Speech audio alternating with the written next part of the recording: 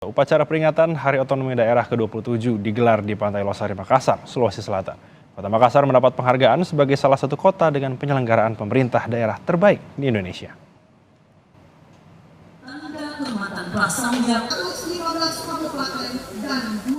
Kota Makassar menempati peringkat ke-6 dengan kinerja penyelenggaraan pemerintahan terbaik secara nasional.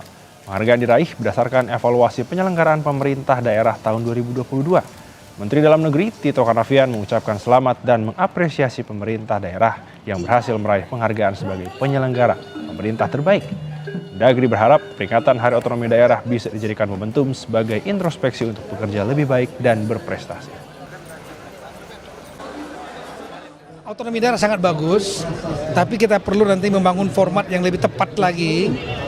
Apa saja kewenangan di pusat, di daerah tingkat 1, tingkat 2, bahkan di desa.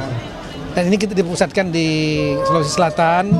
Saya berterima kasih pada Pak Gubernur, Pak Wali Kota, ya karena ini tempatnya di tengah ya.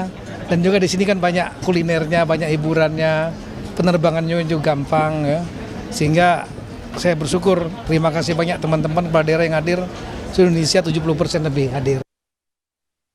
Mudah-mudahan daerah bisa diperkuat dengan otonomi yang lebih kuat, karena dengan begitu daerah akan maju, Indonesia akan unggul. Dan ini momentum yang terbaik untuk memposisikan diri, terutama dalam ritual rotasi kepemimpinan negara.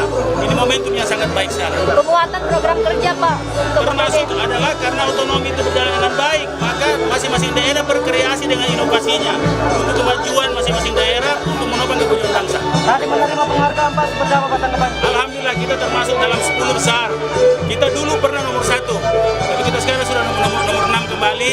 Insya Allah kita akan terus memaju.